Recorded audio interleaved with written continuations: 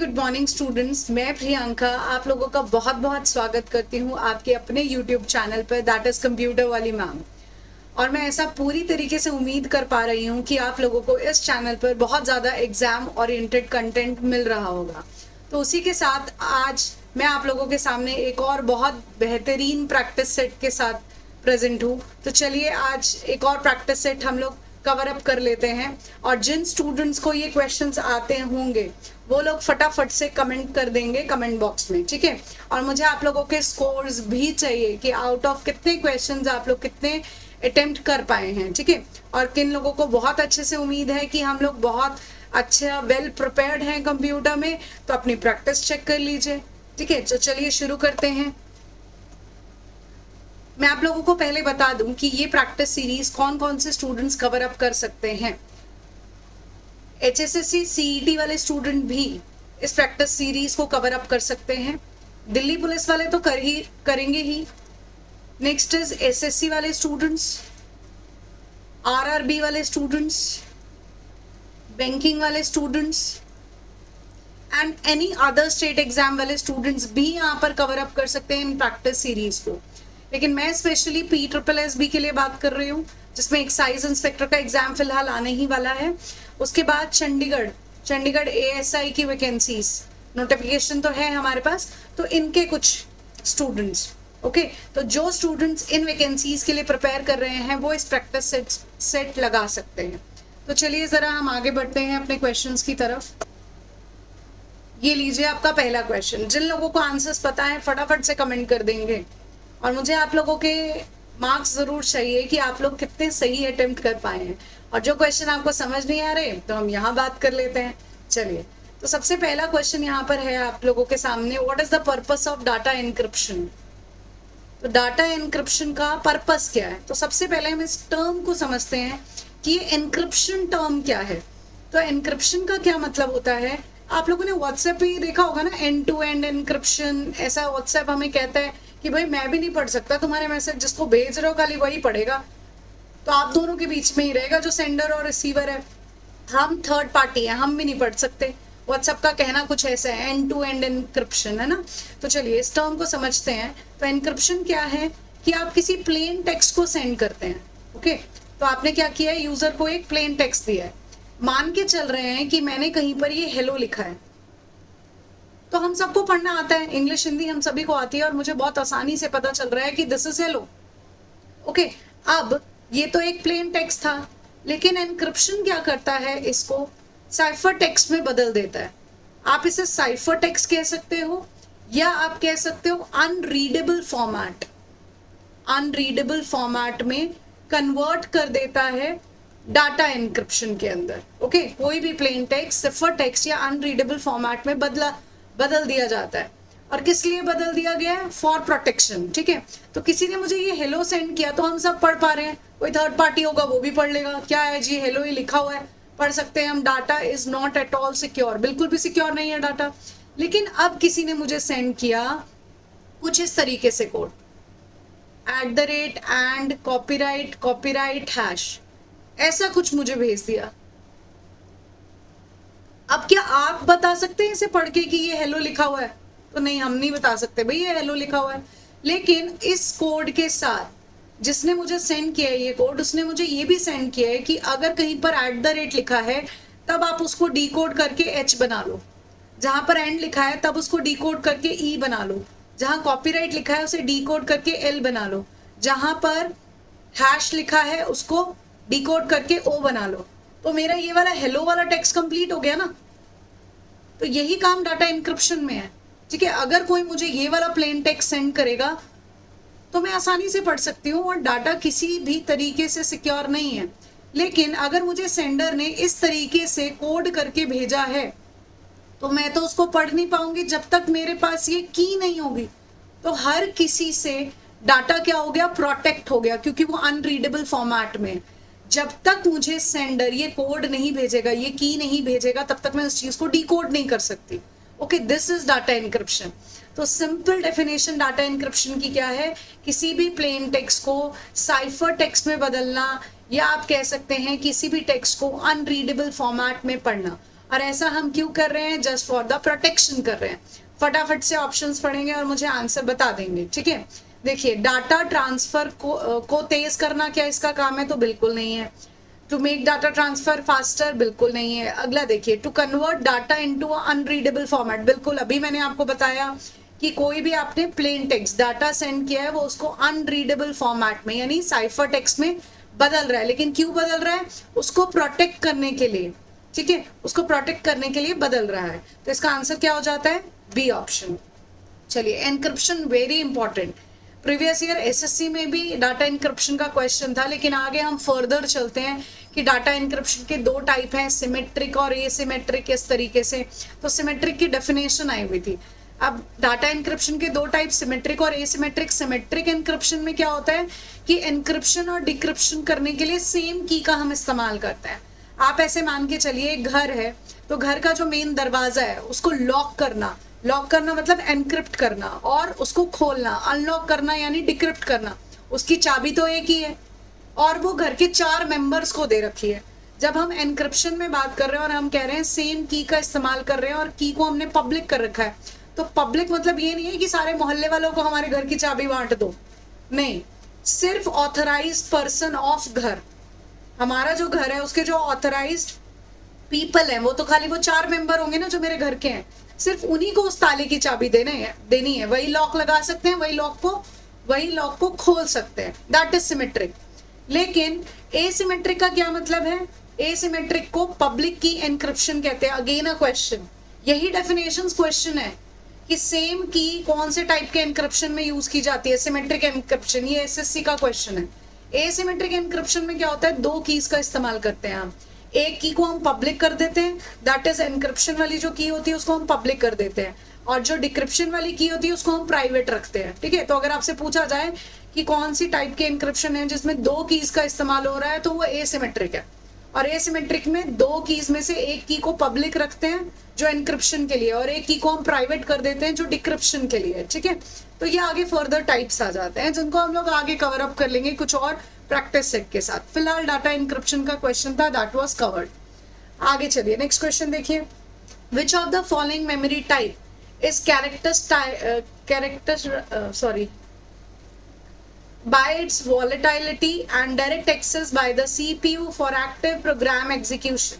निम्नलिखित में से कौन सी मेमोरी प्रकार है इसकी अस्थिरता और सक्रिय प्रोग्राम निष्पादन के लिए CPU द्वारा सीधे पहुंच की विशेषता है? ओके, CPU तक हमें डायरेक्ट पहुंचना है। तो मैंने आपको पूरे मेमोरी टॉपिक में एक छोटा सा कॉन्सेप्ट बताया था जिस पर मेरा पूरा मेमोरी टॉपिक फिनिश है। जो मर्जी क्वेश्चन आ जाए, each and every question of memory इस कॉन्सेप्ट पर बेस है, ठीक है। आगे भी हम लोग इसी तरीके से प्रैक्टिस सेट लगाएंगे, तब आपको क्लियर होगा कि मैं क्या बात कह रही हूँ। ओके, चलिए, जो ऑफलाइन वाले मेरे स्टूडेंट्स इस चैनल से जुड़े हुए हैं उनको तो बहुत अच्छे से ये बात पता है। जो नए स्टूडेंट्स जुड़े हैं उन लोगों को आदत हो जाएगी कंप्यूटर वाली मैम के कॉन्सेप्ट्स किस तरीके से चलते हैं। चलिए देखिए, ये आपका CPU था, ये रैम है, रैम एक प्राइमरी मेमोरी है, और ये आपका हार्ड डिस्क यानी सेकेंडरी मेमोरी है। ओके, CPU तक हर फाइल ने पहुंचना है, जैसा कि हमें पता है। फाइल को ओपन करना है, क्लोज करना है, कुछ भी करना है, उसको CPU तक पहुंचना है। CPU के बिना कुछ काम नहीं हो सकता। तो भाई प्रोसीजर क्या है CPU तक पहुंचने का? इन लोगों को तो कभी डायरेक्ट CPU मिलता ही नहीं है। इनको सबसे पहले लोड होना पड़ता है रैम के अंदर, उसके बाद इनको CPU मिलता है। यानी अगर मैं बात करूं कि सबसे नजदीक कौन है CPU के फिलहाल, तो सबसे नजदीक कौन है? रैम है, यानी प्राइमरी मेमोरी है। ओके, दोनों में से फास्टेस्ट एक्सेस टाइम किसका है? तो वो भी रैम का है, क्योंकि रैम में जो फाइल्स पड़ी हैं वो CPU तक पहुंचने के लिए इतना डिस्टेंस कवर करेंगी, इसलिए। अब यहाँ पे वॉलेटाइल टर्म यूज हुई है। वॉलेटाइल का मतलब होता है कि आपने कोई डाटा लिखा और बिजली चली गई, बिजली जाते ही वो डेटा रहेगा नहीं, उड़ जाएगा, इरेज हो जाएगा। इस नेचर को हम वॉलेटाइल कहते हैं, और रैम वॉलेटाइल मेमोरी है, और जो रोम होती है वो नॉन वॉलेटाइल होती है। ओके, तो लीजिए, हमारा क्वेश्चन क्या था? Direct access by the CPU। तो डायरेक्ट एक्सेस कौन दे रहा है? रैम दे रहा है। दूसरा पॉइंट क्या था कि वो वॉलेटाइल होना चाहिए, तो वॉलेटाइल कौन है? रैम है। सिर्फ 2 points and your answer is covered. पूरा क्वेश्चन में हमें जाना ही नहीं है, 2 पॉइंट्स थे, direct access by the CPU, directly access कौन हो रहा है, रैम हो रहा है, और वॉलेटाइल कौन है, रैम है, हो गया कवर। तो आंसर इसका हार्ड ड्राइव नहीं है, रोम भी नहीं है, एसएसडी भी नहीं है, आंसर इज रैम। चलिए अगले क्वेश्चन पर, what is the primary purpose of cache memory. चलिए कैशे मेमोरी का काम क्या है पहले तो ये समझते हैं। पहली बात, पहला पॉइंट, कैशे मेमोरी सबसे स्मॉलेस्ट एंड फास्टेस्ट मेमोरी है, यानी सबसे तेज और सबसे छोटी मेमोरी है। लेकिन यहाँ पर भी क्वेश्चन है, मैं आप कहोगे मैम आपने तो कह दिया स्मॉलेस्ट और फास्टेस्ट मेमोरी कैशे है, लेकिन एक्चुअल में स्मॉलेस्ट और फास्टेस्ट मेमोरी इज रजिस्टर। अगर आप हिरारिकी की बात करते हो, मेमोरी की अगर हम हिरारिकी की बात करें तो सबसे स्मॉलेस्ट और फास्टेस्ट मेमोरी रजिस्टर होती है, उसके बाद कैशे आता है। लेकिन ये हमें ऑप्शन देखना पड़ता है। ऐसा क्वेश्चन एचएसएससी की प्रीवियस ईयर पेपर्स में है, और फिलहाल यूजीसी में भी क्वेश्चन आया था ये 2025 वाले शिफ्ट में। ओके, तो क्वेश्चन क्या है कि अगर आपसे पूछा जाए स्मॉलेस्ट एंड फास्टेस्ट मेमोरी कौन सी है, जब एचएसएससी ने पूछा तो ऑप्शन में कैशे ही था, तो आंसर कैशे हो गया। यूजीसी नेट वालों ने पूछा कि स्मॉलेस्ट एंड फास्टेस्ट मेमोरी कौन सी है, तो ऑप्शन में उन्होंने रजिस्टर और कैशे मेमोरी दोनों दे दिया, तो आंसर क्या बन जाएगा, रजिस्टर बन जाएगा, क्योंकि ये आपका सीपीयू है। अगेन सेम कॉन्सेप्ट, ये रैम है और ये हार्ड डिस्क है, ठीक है। तो हार्ड डिस्क सेकेंडरी मेमोरी होती है और रैम प्राइमरी मेमोरी होती है। अब इन दोनों में से फास्टेस्ट बात करूं तो रैम है, यानी प्राइमरी मेमोरी है। उसके बाद जो कैशे मेमोरी होती है वो बिटवीन रैम एंड सीपीयू होती है। Cache memory between RAM and CPU है, ठीक है। सीपीयू और रैम के बीच में एक मेमोरी प्रेजेंट है जिसको हम कैशे कह रहे हैं। तो कैशे से सीपीयू तक पहुंचना है तो इतना डिस्टेंस कवर करना है, रैम से सीपीयू तक पहुंचना है तो इतना डिस्टेंस कवर करना है। तो भाई फास्टेस्ट कौन हो गया, कैशे हो गया। लेकिन जो रजिस्टर मेमोरी है that is component of CPU, यानी वो सीपीयू के अंदर ही पड़ी है, यहाँ पड़ी है जी रजिस्टर मेमोरी। तो जब वो उसके अंदर ही पड़ी है तो फाइल को एक्सेस करने के लिए बाहर थोड़ी जाना है, ढूंढना थोड़ी है फाइल को, सीपीयू के अंदर ही है। तो सबसे पहले एक्सेस किसको मिलेगा, जो रजिस्टर में पड़ी है फाइल, क्योंकि वो सीपीयू के अंदर है। उसके बाद वो बाहर की चीजों में जाएगा ना, तो बाहर की चीजों में जाएगा तो सबसे पहला कौन मिलेगा, कैशे मिलेगा। उसके बाद और बाहर जाएगा तो कौन मिलेगा, प्राइमरी मेमोरी यानी रैम मिलेगा, ठीक है। तो यानी अगर हम हिरारिकी की बात करें तो सबसे स्मॉलेस्ट और fastest memory is register, register के बाद कैशे है, लेकिन ऑप्शन देखना पड़ेगा, ठीक है। चलिए, तो 2 पॉइंट हमने लिखे और इस पर मेरा कैशे का क्वेश्चन कंप्लीट हो जाएगा। देखिए, और उसकी पोजीशन भी बताई ना हमने कैशे मेमोरी की, कि रैम और सीपीयू के बीच में है। ओके, तो इन्होंने बोला कि प्राइमरी पर्पस क्या है कैशे का, तो पहला ऑप्शन दे रखा है कि ये प्रोवाइड करता है large scale long term data storage. क्या ये लॉन्ग टर्म डाटा स्टोरेज देता है, चलिए आगे पढ़ते हैं। To permanently store the system's basic input output instruction, क्या ये परमानेंटली स्टोर करता है सिस्टम के बेसिक इनपुट आउटपुट इंस्ट्रक्शन को। अगला देखिए, to act as a very fast buffer, buffer का मतलब होता है खाली जगह, खाली जगह, ठीक है। तो मैंने यहाँ पे एक पॉइंट तो लिखवा दिया कि ये मेमोरी क्या है, फास्ट है। दूसरा पॉइंट क्या लिखवा है, ये सीपीयू और रैम के बीच में है ना, तो buffer between the CPU and main memory, ठीक है। ये 2 पॉइंट हमने लिखे थे डेफिनेशन के लिए, हो गया क्वेश्चन कवर हमारा, आगे इधर उधर जाने की जरूरत ही नहीं है। तो आंसर क्या बन गया, सी ऑप्शन, बस। चलिए आगे बात करिए। ये दिल्ली पुलिस का प्रीवियस ईयर क्वेश्चन है, which of the following icon refers to undo. Undo से क्या होता है, जो आपने प्रीवियसली काम किया था वहां पहुंच जाते हैं ना, ठीक है। तो अंडू जो है वो ये वाला जो बना हुआ है टैब, इसको भी सुन लेते हैं। ये जो बना हुआ है इसको बोलते हैं क्विक एक्सेस टूल बार, इसे क्विक एक्सेस टूल बार कहा जाता है। टूल बार का मतलब होता है जहां पर आइकन्स बने होते हैं। तो यहाँ पर आइकन्स बने हुए दिख रहे हैं ना आपको, अंडू का, रीडू का, प्रिंट का, कट का, कॉपी का, ऐसा दिखता है आप लोगों को, ओके। तो उसे टूल बार कहते हैं। क्विक एक्सेस मतलब जल्दी, जैसे यहाँ पे जो ऑप्शंस बने हुए हैं अंडू, रीडू, अगर ये वाले काम आपने परफॉर्म करने हैं, या प्रिंट का भी आइकन होता है, अगर ये वाले काम आपने परफॉर्म करने हैं तो आपको ढूंढना पड़ेगा ये ऑप्शन कहाँ पड़ा हुआ है। लेकिन ये बिल्कुल मेरे पास टॉप पे है तो मुझे ढूंढना नहीं पड़ेगा, मेरा काम आसानी से हो जाएगा और जल्दी हो जाएगा। तो क्विक एक्सेस टूल बार के अंदर वो ऑप्शंस रखे जाते हैं जो आपको बार बार चाहिए, जल्दी चाहिए, ताकि ढूंढना ना पड़े, सामने ही पड़े, क्लिक किया और काम हो गया। इसलिए हमें चाहिए, ठीक है। तो क्विक एक्सेस टूल बार के अंदर बाय डिफॉल्ट 5 ऑप्शंस आते हैं और ऐसा नहीं है कि 5 ही रहते हैं, आप और भी ऑप्शंस उसमें इंपोर्ट कर सकते हैं, जैसे अंडू है, रीडू है, सेव है, प्रिंट है, न्यू है, ये ऑप्शंस आते हैं by default. Quick access tool bar से ऐसा भी क्वेश्चन बनता है कि इनमें से कौन से ऑप्शन प्रेजेंट नहीं होते क्विक एक्सेस टूल बार में, तो ये भी ध्यान रखेंगे। चलिए हम अपने क्वेश्चन पर आते हैं। अंडू, अंडू का शॉर्टकट की क्या होता है, फटाफट से कमेंट करेंगे। अंडू का शॉर्टकट की Ctrl+Z। रीडू का शॉर्टकट की Ctrl+Y। ओके, तो देखो यहाँ पर आइकन की शेप्स आ गई हैं, अगर आइकन की शेप्स आ गई हैं तो हम बता देंगे ऐसा दिखता है जी अंडू, ठीक है। अब देखिए ये बना हुआ है जी अंडू।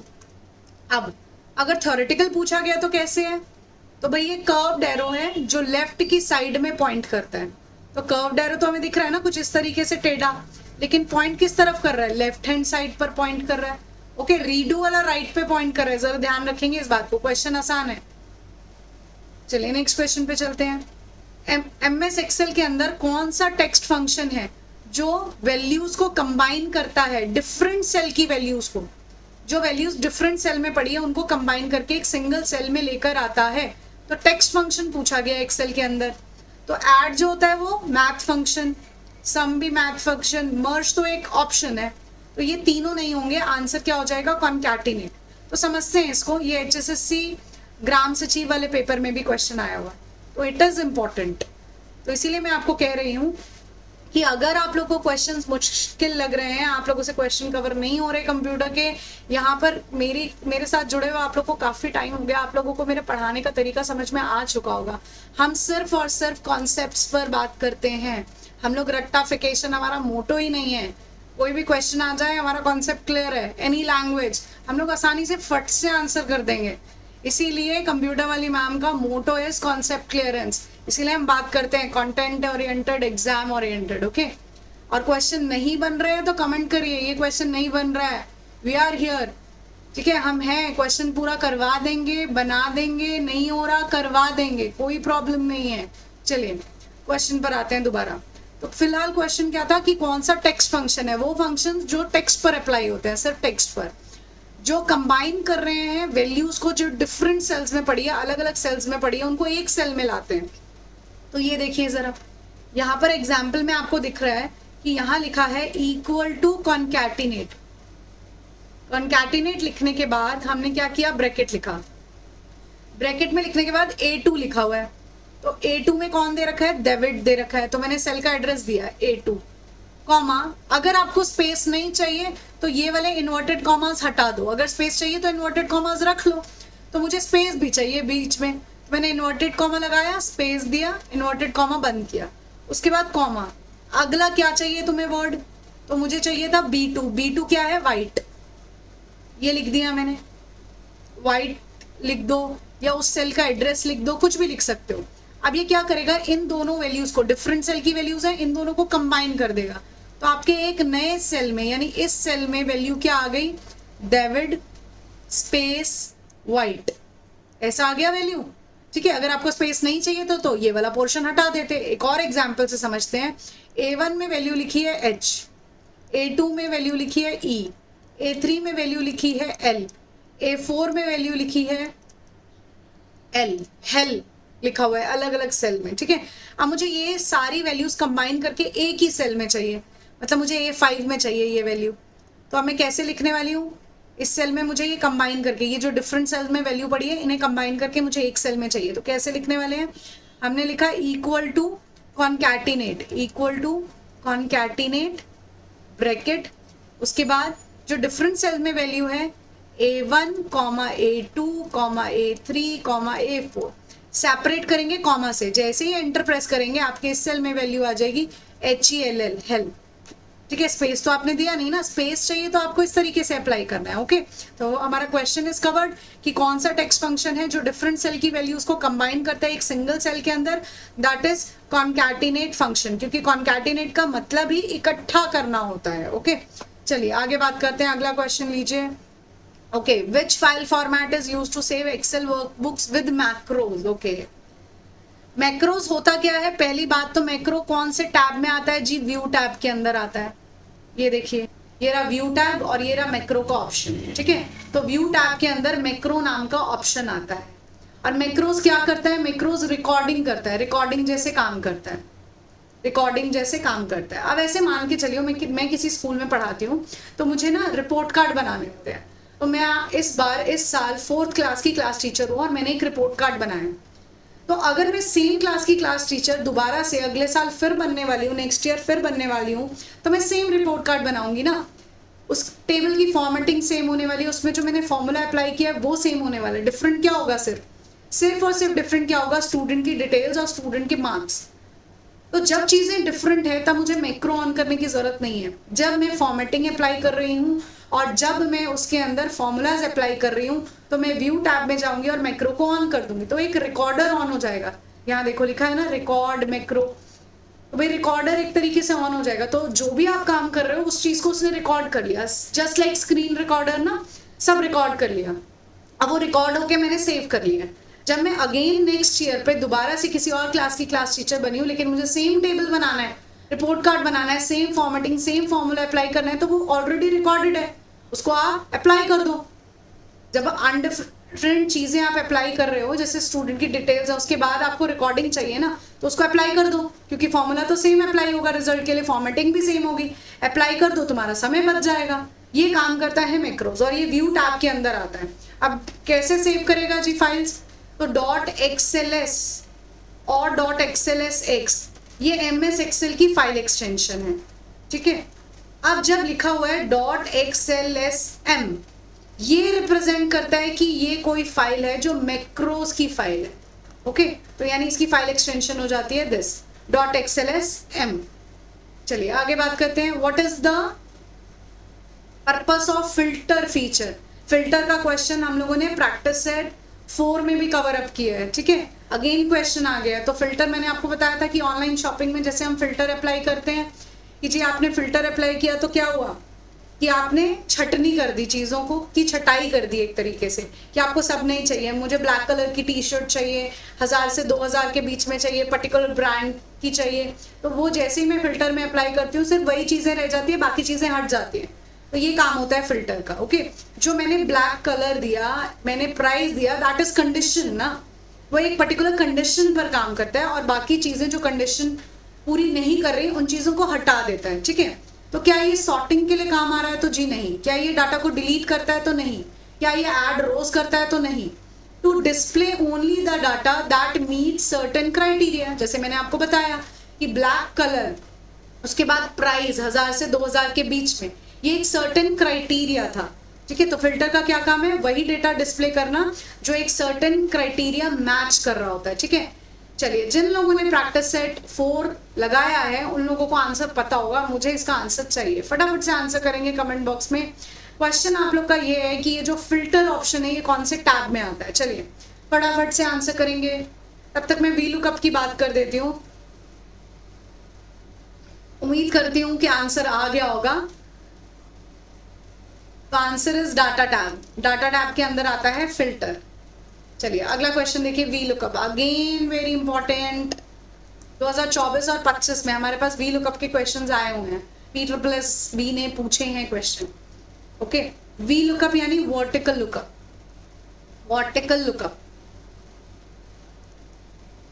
काम कैसे कर रहा है। एक एच लुकअप भी होता है, दैट इज हॉरिजॉन्टल लुकअप। फिलहाल हम वर्टिकल लुकअप का बात कर लेते हैं। वर्टिकल लुकअप क्या होता है, क्या कर रहा है, लुकअप कर रहा है। लुकअप मतलब ढूंढना, तो ये क्या करता है, इट लुकअप द वैल्यूज। किसको ढूंढेगा, वैल्यूज को तो ढूंढेगा, लेकिन कैसे, अक्रॉस कॉलम्स ढूंढेगा, ठीक है। वी लुकअप कैसे ढूंढता है, वर्टिकली ढूंढता है, तो इसीलिए वो वैल्यू को कैसे ढूंढेगा, कॉलम्स के अक्रॉस ढूंढेगा। अगर एच लुकअप लिखा हुआ आ रहा है तो दिस इज हॉरिजॉन्टल लुकअप, ये भी वैल्यूज को लुकअप करेगा लेकिन ये अक्रॉस रोज करेगा, ठीक है। फिलहाल इस क्वेश्चन का आंसर दे दीजिए मुझे, उसके बाद हम लोग इसकी एक्सप्लेनेशन पर चल लेते हैं, ठीक है। तो क्वेश्चन था वीलुकअप का काम क्या है, क्या ये रो को डिलीट करता है, तो नहीं करता है। क्या ये सर्च करता है डाटा इन कॉलम्स, तो बिल्कुल हाँ। अगर सर्च फॉर डाटा इन रोज आ गया तो आंसर क्या आ जाएगा, एच लुकअप आ जाएगा, ठीक है। लुकअप लिख दिया मैंने, दैट इज एच लुकअप। चलिए आप समझते हैं जरा इसकी वर्किंग कैसे काम करता है। ये सिंटेक्स है एच लुकअप का, समझिए जरा। ये आपके पास एक टेबल है जिसके अंदर ये आइटम्स के नेम है, प्रोडक्ट के नेम है, ये उनका प्राइस है और ये उनकी क्वांटिटी है। अभी तो यहाँ 3 लिखा हुआ है, तो कोई एक बहुत बड़ी ऑर्गेनाइजेशन है जिसके अंदर 50,000 प्रोडक्ट्स हैं। चलो थोड़ा कम कर लेते हैं, 50,000 पे नहीं जाते हैं, 2,000 प्रोडक्ट्स हैं, ठीक है। कोई कंपनी है जिसके 2,000 प्रोडक्ट्स हैं। अब उन 2,000 प्रोडक्ट्स में से जैसे पेन हो गया, पेंसिल हो गया, इरेजर हो गया, स्टाइलस हो गया, मार्कर हो गया, ये उनके प्रोडक्ट्स हैं, ओके।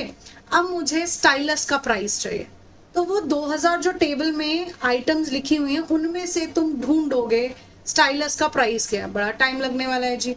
अगर यही एग्जाम्पल, अभी मैंने कम लिए थे प्रोडक्ट आइटम्स, कम लिए थे, अब मैं यही सेम एग्जाम्पल बैंक पर बात करती हूँ। हाँ, अगर आप लोग ऐसा मान के चल रहे हैं कि जी बैंक एम्प्लॉयज हैं, तो उनके पास, बैंक एम्प्लॉयज के पास डाटा है और उनको किसी एक पर्टिकुलर बंदे का फोन नंबर ढूंढना है, ओके, फोन नंबर ढूंढना है। और वो कैसे ढूंढने वाले हैं जी? अगर SBI अकाउंट होल्डर है कोई बंदा और उसका नंबर ढूंढ रहे हैं, उनके पास नंबर है लेकिन उसका नाम ढूंढना है या नाम से नंबर ढूंढना है, कुछ भी ढूंढना है उन्होंने, तो भाई उनके तो पता नहीं कितने 10,000, 2 लाख, 5 लाख इतने एम्प्लॉयज होंगे ना, इतने उनके कस्टमर्स होंगे, तो उनमें से एक फोन नंबर डालकर उनको बंदे का नाम चाहिए, तो बड़ा टाइम कंज्यूमिंग है जी, ढूंढना बड़ा मुश्किल है। तब हम VLOOKUP अप्लाई करते हैं। VLOOKUP क्या करता है, देखिए फॉर्मूला क्या है। सबसे पहले आप लिखेंगे VLOOKUP के बाद ब्रैकेट। अब मैं ऐसा चाह रही हूं कि जी मैं आइटम का नाम लिखूं या प्रोडक्ट का नाम लिखूं तो उसका प्राइस आ जाए, ठीक है। जैसे मैंने यहाँ बैग लिखा तो वो ऑटोमेटिकली उसका प्राइस दे दे, ठीक है। और मैंने यहाँ स्टाइलस लिखा तो उसका प्राइस आ जाए। तो आप क्या करेंगे, इस तरीके से, इस टेबल के साथ आप इस तरीके से ये छोटा सा एक टेबल बनाएंगे, ठीक है। उसके बाद जैसे यहाँ पर आप बनाना लिखा आपने तो उसका प्राइस आ गया, एप्पल लिखोगे तो उसका प्राइस आ जाएगा, ऐसे। तो कैसे अप्लाई होता है, देखिए इस सेल में आप अप्लाई करेंगे, इस सेल में इक्वल टू VLOOKUP। सबसे पहले क्या लिखना होता है, लुकअप वैल्यू, जिस वैल्यू को आप ढूंढ रहे हो उस सेल का एड्रेस, तो हमने लिखा लुकअप वैल्यू। लुकअप वैल्यू क्या है, ये है लुकअप वैल्यू, ठीक है, ये है लुकअप वैल्यू, क्योंकि आप प्राइस उठाना चाह रहे हैं ना, तो उस सेल का एड्रेस आएगा। उसके बाद कॉमा, यहाँ पे क्या दे रखा है, टेबल एरे। टेबल एरे मतलब कंप्लीट टेबल का एड्रेस, जहां से आप उस वैल्यू को ढूंढ रहे हो। तो सपोज उस टेबल का एड्रेस है, यहाँ पर टेबल एरे आएगा। उसके बाद कॉमा, उसके बाद क्या है, कॉलम इंडेक्स नंबर। तो इस टेबल में से आप प्राइस ढूंढ रहे हैं ना, तो प्राइस कौन से सेल नंबर में पड़ी है, नंबर चाहिए सेल का एड्रेस नहीं चाहिए। कॉलम नंबर क्या है, तो कॉलम नंबर क्या है, 1 और 2 पे पड़ी है तो कॉमा 2। उसके बाद ट्रू या फॉल्स कुछ भी हम लिख सकते हैं, एनीथिंग। ट्रू और फॉल्स में कोई ज्यादा प्रॉब्लम नहीं है, अगर ट्रू भी लिख दोगे तो भी सही आंसर है, फॉल्स लिख दोगे तो भी सही आंसर है।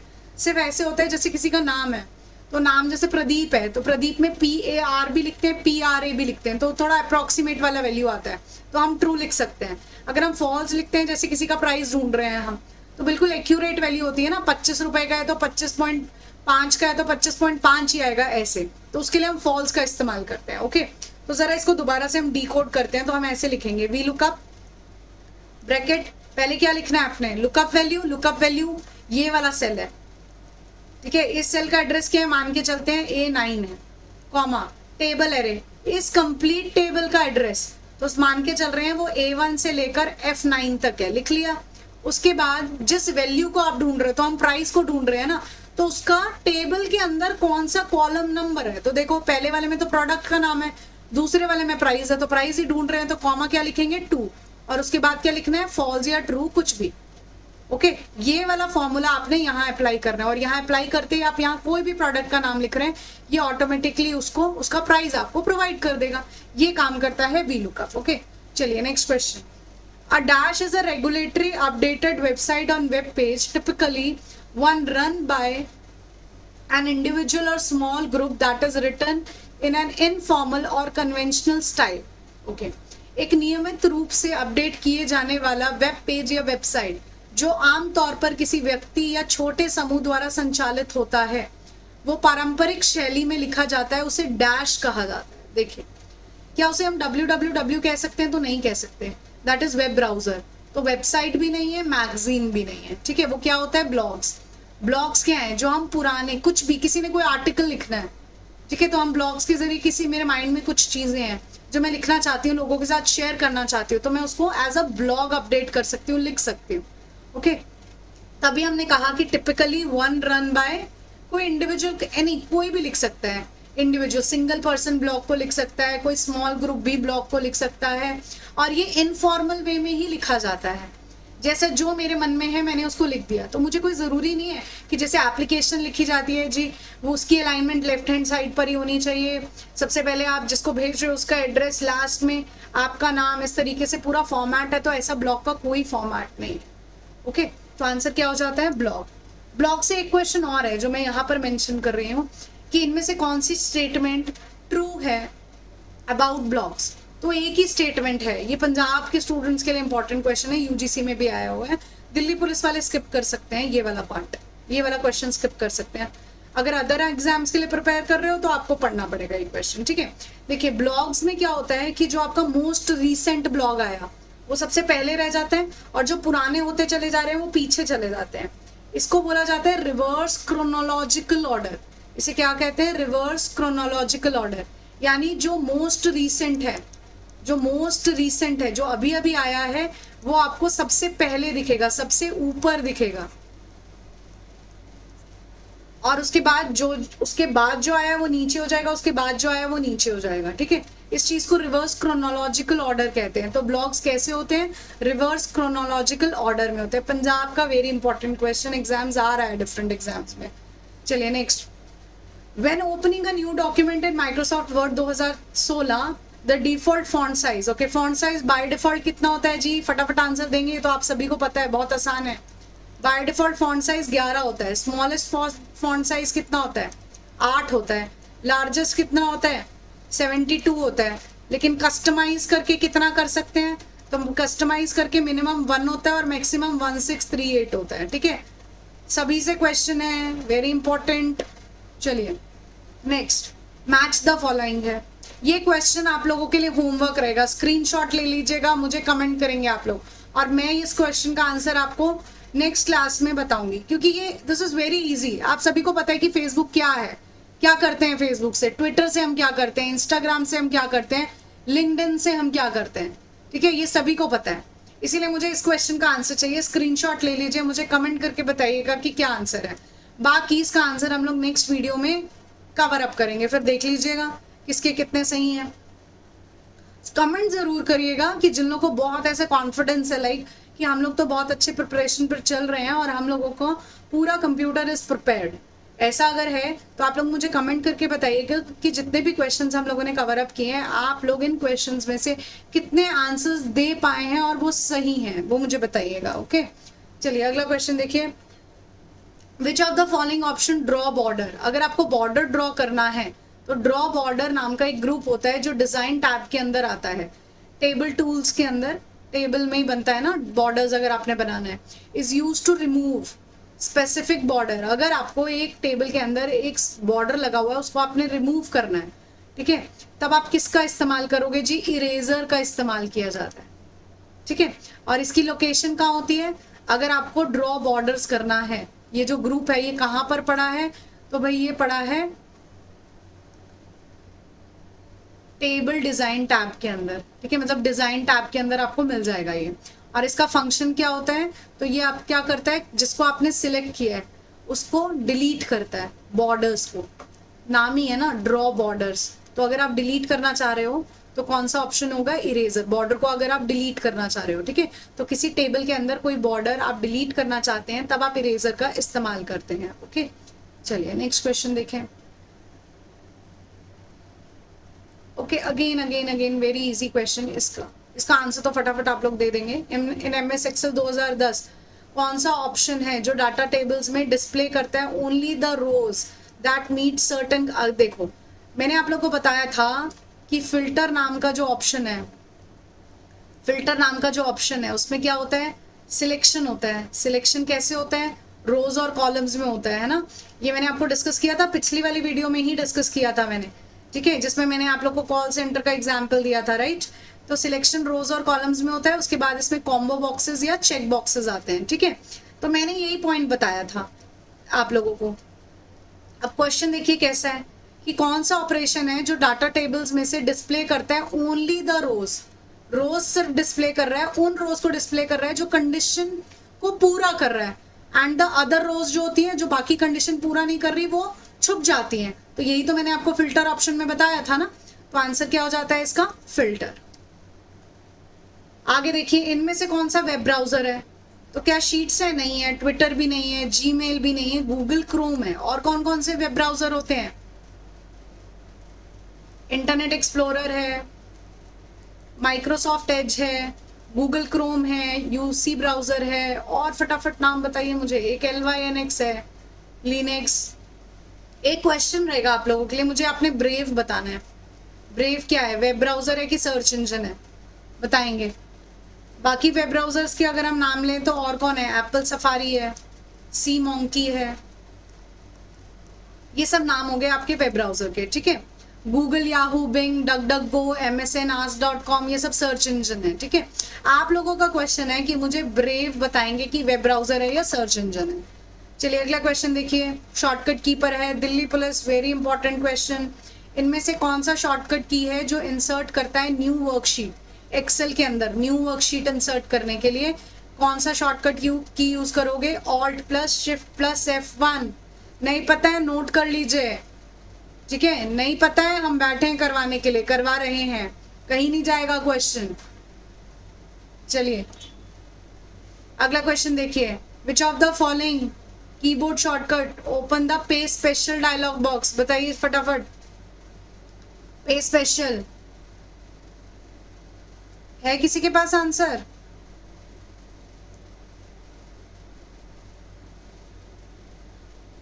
देखिए तो क्वेश्चन क्या पूछा गया है हमसे कि पे स्पेशल MS वर्ड 2010 के अंदर है, उसकी कीबोर्ड शॉर्टकट की क्या है? पे स्पेशल करता क्या है? एक्सेल के अंदर पे स्पेशल करता क्या है, ये भी क्वेश्चन आया हुआ है एग्जाम्स में। तो पे स्पेशल क्या करता है? Instead of value, instead of formula pasting, वो रिजल्टेंट वैल्यू दे देता है। जैसे इस सेल में आपने फॉर्मूला लगाया इक्वल टू सम, ठीक है, अब इसको आपने कॉपी किया और पे स्पेशल कर दिया है इसके अंदर, इस सेल के अंदर, तो इस सेल के अंदर ऑटोमेटिकली उसका रिजल्ट आ जाएगा, रिजल्टेंट वैल्यू आ जाएगी। ये formula as it is copy होकर यहाँ नहीं दिखेगा, ये अप्लाइड होकर अप्लाई हो जाएगा बैकग्राउंड में। जो अप्लाई होने के बाद रिजल्ट आता है वो डायरेक्ट रिजल्ट दिखा देगा। पे स्पेशल का ये काम है। और ये कुछ शॉर्टकट कीज और लिखी हुई हैं कि अगर आपको सिलेक्टेड कंटेंट करना है ऑन द क्लिपबोर्ड, कट करना है, तो कट की शॉर्टकट की Ctrl+X है, कॉपी की Ctrl+C है, पेस्ट की Ctrl+V है। और अगर आपको इंक्रीज करना है font size by 1 point, again very important shortcut key, तो ये है जी शॉर्टकट की, ठीक है, स्क्वायर ब्रैकेट वाली। और डिक्रीज करना है तो फिर Ctrl+ब्रैकेट इस तरफ कर देंगे। उसके बाद centre the text alignment, Ctrl+E, very important. 2024 के 5 से 6 पेपर्स में ये क्वेश्चन रहा है, इतना इंपॉर्टेंट है। सेंटर अलाइनमेंट की शॉर्टकट की जो है Ctrl+E, और लेफ्ट अलाइन करना है तो Ctrl+R, जस्टिफाई करना है तो Ctrl+J, ठीक है। Ctrl+E सेंटर अलाइनमेंट की अलग है, इसीलिए क्वेश्चन बनाती है। चलिए द डॉलर का साइन, ओके 2025 में मैंने क्वेश्चन देखे हैं इसके। अगेन इंपॉर्टेंट टर्म, डॉलर का sign is absolute reference operator. तो रेफरेंस के टाइप है, रेफरेंस मतलब होता है सेल का एड्रेस, ऐसे कह सकते हो आप, एड्रेसिंग, ठीक है। तो सेल रेफरेंस के 3 टाइप है, रेफरेंसेस के टाइप मतलब सेल का एड्रेस के टाइप। अब ये डॉलर का साइन क्या करता है कि जिसके आगे आप इसको प्लेस करोगे, यानी रो या कॉलम, तो वो चीज स्टेबल हो जाएगी, स्टिक हो जाएगी, वो मूव नहीं करेगी। जैसे मान के चलो ये टेबल है A B C, तो 1 2 3 यहाँ लिखा है, तो आप इस सेल पर हैं, तो आप A1 पे है, उसके बाद यहाँ एक प्लस का साइन आएगा, नीचे ड्रैग करोगे तो सेल का एड्रेस चेंज होता है ना, A2 A3 A4 A5। अगर यहाँ से इस तरफ ड्रैग करोगे तो A1 B1 C1 ये होता है। तो अगर आप A1 लिख रहे हो, नीचे ड्रैग करेंगे तो सेल का एड्रेस A2 है ना, और इस तरफ चलेंगे तो B1 है, C1 है ना। तो आप चाह रहे हो कि ये मूव ना हो, मतलब A मूव ना हो, कॉलम मूव ना हो, लेकिन ये रो चलती रहे 1 2 3 4, तो आप ऐसे लिख सकते हैं $A1। आप ऐसे भी लिख सकते हैं $1, उससे क्या होगा, ये ए से बी हो जाएगा, चेंज हो जाएगा कॉलम, लेकिन रो नहीं चेंज होगी। ये मतलब अगर आप $1 लिखते हो तो रो और कॉलम दोनों के दोनों फिक्स हो गए, जिसके आगे डॉलर का साइन आता है वो चीज फिक्स हो जाती है, चाहे रो हो चाहे कॉलम हो, ठीक है। तो रेफरेंस के टाइप हैं, एक टाइप है A1, एक आप ऐसे लिख सकते हैं जिसमें आपने रो या कॉलम इनमें से किसी एक को फिक्स कर दिया। एक है तीसरा टाइप, ये है जिसमें आपने क्या किया, दोनों को फिक्स कर दिया, रो और कॉलम दोनों को फिक्स कर दिया। तो इसे कहा जाता है, इस टाइप को एब्सोल्यूट रेफरेंस ऑपरेटर कहते हैं। एब्सोल्यूट रेफरेंस कह लीजिए, जहां पर आपने किसी को फिक्स नहीं किया इसको रिलेटिव रेफरेंस कहते हैं, और जहां पे या तो रो या तो कॉलम को फिक्स कर रहे हो इसको मिक्स्ड रेफरेंस कहते हैं। ओके, ये टाइप है। क्वेश्चन ऐसे भी बनता है, फिलहाल इस क्वेश्चन को देखते हैं। The dollar sign is used to make references, तो वो हो जाता है एब्सोल्यूट रेफरेंस, ठीक है। मिक्स नहीं है, मिक्स्ड कॉलम नहीं है, मिक्स्ड रो नहीं है, रिलेटिव नहीं है। रिलेटिव तो ये वाला है ना जिसमें ना रो फिक्स है ना कॉलम फिक्स है, डॉलर का साइन ही नहीं है, ठीक है।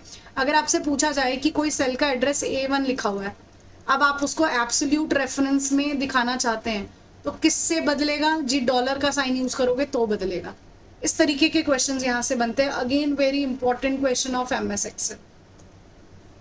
Thank you so much. उम्मीद करती हूँ कि आप लोगों को बहुत एग्जाम ओरिएंटेड और कंटेंट ओरिएंटेड वीडियोस मिल रही हैं।